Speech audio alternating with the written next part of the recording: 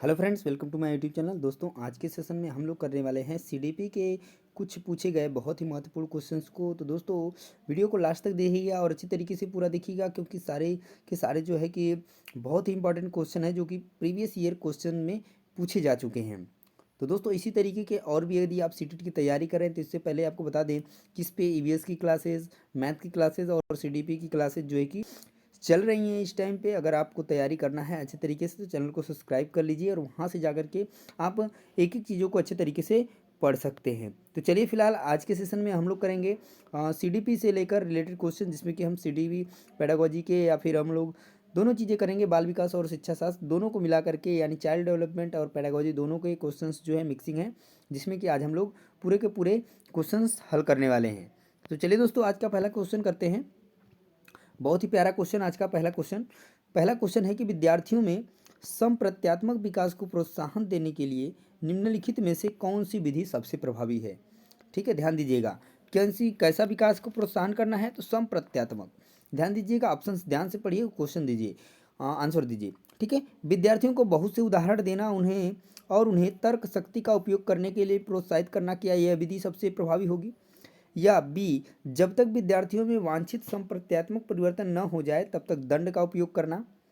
पुराने प्रत्ययों से किसी संदर्भ के बिना नए प्रत्ययों को अपने आप समझा जाना चाहिए। या याद रखने के लिए यानी याद करने के लिए कहकर विद्यार्थियों के गलत विचारों को सही विचारों में बदलना, क्या जो है कि उपयुक्त बनेगा। चलिए, एक तरीका बताते हैं आपको किस तरीके से कि आप जो है कि क्वेश्चंस को, ऑप्शंस को एलिमिनेट करके आप आंसर कैसे निकाल सकते हैं। बात करें, देखिए, अगर हम यहाँ पर बात करते हैं, जब तक विद्यार्थियों में वांछित संप्रत्यात्मक परिवर्तन न हो जाए तब तक दंड का उपयोग कर रहा है। दंड एक ऐसा वर्ड है जो कि बहुत ही निगेटिव है। अगर वो आ जाए आपके किसी भी ऑप्शन में क्वेश्चंस के, अगर क्वेश्चन पॉजिटिव पूछा है तो आप उसको कट कर सकते हैं, यानी ये गलत हो गया। यहाँ बोला गया है कि पुराने प्रत्ययों से किसी संदर्भ के बिना, यानी किसी चीज़ को आप स्टेप बाय स्टेप बताएंगे चीज़ों को, तभी आप जो है कि चीज़ें जो समझ में आएंगी। अगर ये आप किसी क्लास में पढ़ा रहे हैं तो पिछले क्लास में आपने क्या पढ़ाया है उससे रिलेटेड क्वेश्चंस को आप पहले बता लेंगे, यानी उसकी चीज़ें में जानना चाहिए, यानी स्टेप बाय स्टेप चीज़ों को बताना है। तो ये गलत हो जाएगा, क्योंकि यहाँ बोला है कि पुराने प्रत्ययों के किसी संदर्भ के बिना। ठीक है, और याद करना एक बहुत ही निगेटिव वर्ड है, तो ये भी कट गया। तो ऑप्शन आपका एक ही सही होगा, ऑप्शन नंबर ए, जो कि पूछा गया है कि बताया गया है कि विद्यार्थियों को बहुत से उदाहरण देना है और उन्हें तर्क शक्ति का उपयोग करने के लिए प्रोत्साहित करना है। तो ये जो है विद्यार्थियों में संप्रत्यात्मक विकास को प्रोत्साहन देने के लिए सबसे उत्तम विधि, सबसे प्रभावी विधि होने वाली है। नेक्स्ट क्वेश्चन देखिए, क्वेश्चन नंबर सेकंड है कि प्राथमिक विद्यालय के बच्चे उस वातावरण में सबसे प्रभावी ढंग से सीखेंगे जहां मूल रूप से पढ़ने लिखने और गणित की संज्ञानात्मक कुशलताओं पर ही ध्यान का केंद्र होता है और बल दिया जाता है, जहां सारे शिक्षक जो है अधिगमों में आगे होता है और विद्यार्थियों से निष्क्रिय रहने की अपेक्षा करता है, या उनकी संवेगात्मक आवश्यकताओं की पूर्ति होती है, वे अनुभव करते हैं कि वे महत्वपूर्ण हैं, या जहां शिक्षक एकाधिकारवादी है और स्पष्ट आदेश देता है कि क्या किया जाना चाहिए। तो या अगर हम बात करें, यहाँ पर सिर्फ गणित की बात की गई है, गणित की कुशलताओं पर ही ध्यान केंद्र होता हो तो क्या उस वातावरण में सबसे प्रभावी ढंग से सीखेंगे? नहीं, ये चीज़ गलत होगा। जहाँ सारे शिक्षक अधिगमों में आदि होता है और विद्यार्थी जब निष्क्रिय रहने की अपेक्षा करता है, जब विद्यार्थी निष्क्रिय रहेंगे तो किस तरीके से प्रभावी ढंग से सीखेंगे? तो ये भी गलत हो जाएगा। जहाँ शिक्षक एकाधिकारवादी है और स्पष्ट आदेश देता है कि क्या किया जाना चाहिए, यानी कि जो सिर्फ अध्यापक चाहता है वो करता है, तो वो सही होगा नहीं। क्या होगा सही? जहाँ उनकी संवेगात्मक आवश्यकताओं की पूर्ति होती है और वे अनुभव करते हैं कि वे महत्वपूर्ण हैं, वो जो है कि सबसे प्रभावी जो है कि वातावरण माना जाएगा। वहाँ पर अच्छे तरीके से बच्चे जो है कि सीख सकते हैं चीज़ों को। नेक्स्ट क्वेश्चन देखते हैं, क्वेश्चन थर्ड है कि एक बच्चा खिड़की के सामने से एक कौवे को उड़ता हुआ देखता है और कहता है एक पक्षी। इससे बच्चे के विचार के बारे में क्या पता चलता है? ऑप्शन है कि बच्चे की स्मृतियां पहले से भंडारित होती हैं, और बी है कि बच्चे में पक्षी का प्रत्यय विकसित हो चुका है, और सी है कि बच्चे ने अपने अनुभव बताने के लिए भाषा के उपकरणों का विकास कर लिया है। तो बात करें, अगर बच्चे की स्मृतियां पहले से भंडारित होती हैं तो ये बात भी सही है। बच्चे में पक्षी का प्रत्यय विकसित हो चुका है, ये भी सही है। और बच्चे ने अपने अनुभव बताने के लिए कुछ भाषा के कुछ उपकरणों का विकास कर लिया है, ये बात भी सही है। तो यहाँ पे आपका राइट आंसर बन जाएगा ऑप्शन नंबर ए, बी, सी, यानी तीनों चीज़ें सही हैं बच्चे के बारे में। नेक्स्ट देखते हैं क्वेश्चन नंबर 4।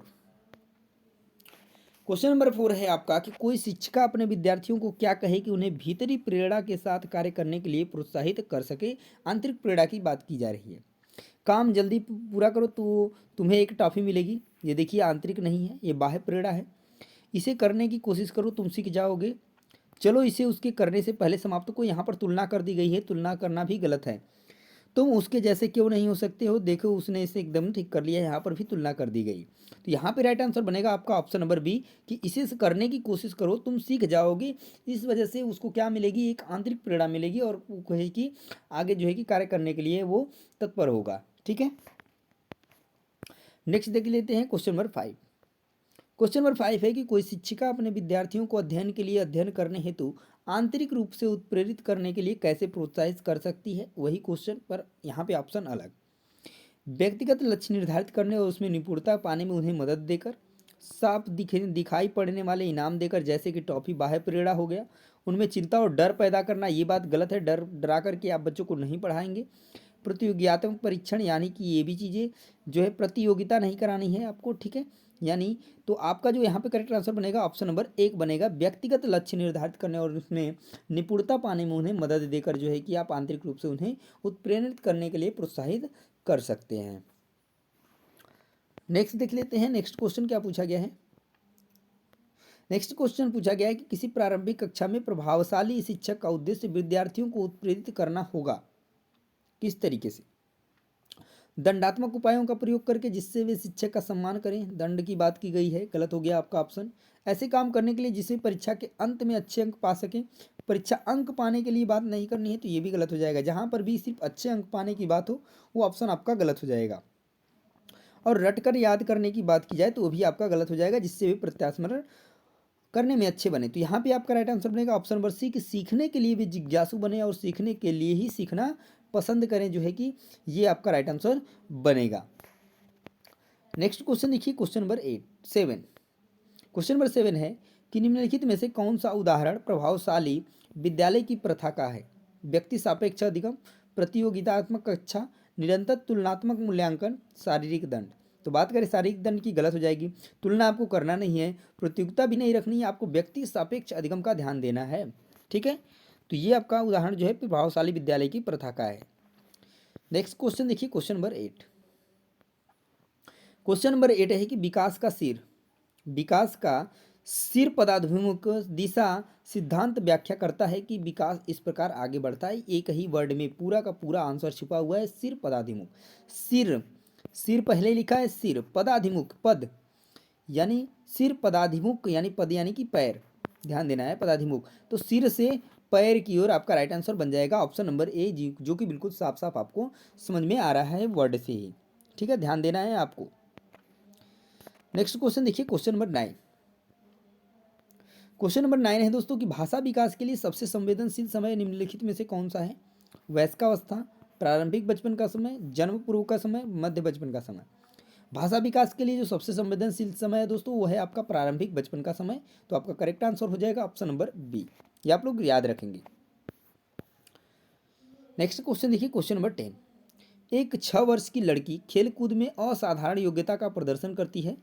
उसके माता पिता दोनों ही खिलाड़ी हैं। उसे नित्य प्रशिक्षण प्राप्त करने भेजते हैं और सप्ताहांत में उसे प्रशिक्षण देते हैं। बहुत संभव है कि उसकी क्षमताएं किस प्रकार होंगी। निम्नलिखित दोनों के बीच परस्पर प्रतिक्रिया का परिणाम होंगे। स्वास्थ्य और प्रशिक्षण, अनुशासन और पौष्टिकता, आनुवंशिकता और पर्यावरण, वृद्धि और विकास। तो बात करें कि उसके माता पिता भी क्या हैं, खिलाड़ी हैं, तो इस वजह से वो आनुवंशिकता का लक्षण हो गया और उसे जो है कि प्रशिक्षण प्राप्त करने भेजते हैं और सप्ताहांत में उसे प्रशिक्षण देते हैं, तो उसका पर्यावरण भी हो गया। तो इस वजह से इस क्वेश्चन का जो करेक्ट आंसर बनेगा दोस्तों, ऑप्शन नंबर सी बिल्कुल करेक्ट हो जाएगा। नेक्स्ट क्वेश्चन देखिए, 11 नंबर क्वेश्चन। निम्नलिखित में से कौन से सामाजिकरण के गौड़ वाहक हो सकते हैं। विद्यालय और निकटतम परिवार के सदस्य, परिवार और रिश्तेदार, परिवार और पास पड़ोस, विद्यालय और पास पड़ोस। तो सामाजिकरण के जो गौड़ वाहक हो सकते हैं वो आपका बनेगा परिवार और पास पड़ोस। तो यहाँ पे करेक्ट आंसर बन जाएगा आपका option number C. Next question देखिए,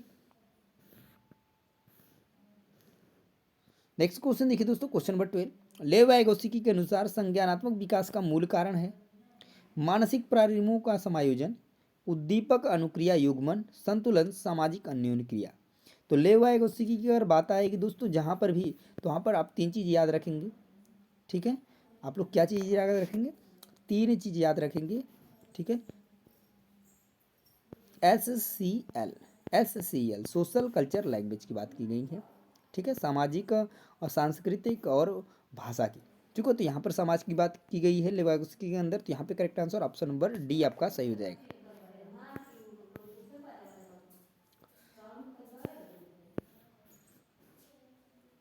नेक्स्ट क्वेश्चन देखिए, क्वेश्चन नंबर, एक मिनट सॉरी, एक, हाँ ये आपका रहा जी, क्वेश्चन नंबर 13। किसी बच्चे का दिया गया विशिष्ट उत्तर कोहल वर्ग के नैतिक तर्क के सोपानों की विषय वस्तु के किस सोपान के अंतर्गत आएगा? यदि आप ईमानदार हैं तो आपके माता पिता आप पर गर्व करेंगे और इसलिए आपको ईमानदार होना चाहिए। ये किस सोपान के अंतर्गत आएगा? तो अच्छी लड़की अच्छा लड़का अनुकूलन जो है इस सोपान के अंतर्गत आएगा। नेक्स्ट क्वेश्चन देखिए, क्वेश्चन नंबर 14। क्वेश्चन नंबर 14 है कि जीन पियाजे के अनुसार अधिगम के लिए निम्नलिखित में से क्या आवश्यक है? ईश्वरीय न्याय पर विश्वास, शिक्षकों और माता पिता द्वारा पुनर्बलन, शिक्षार्थी के द्वारा पर्यावरण की सक्रिय खोजबीन, वयस्कों के व्यवहार का अवलोकन।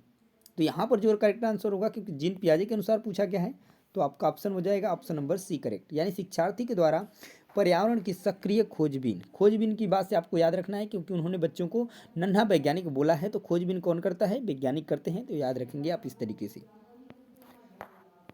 नेक्स्ट क्वेश्चन देखिए, क्वेश्चन नंबर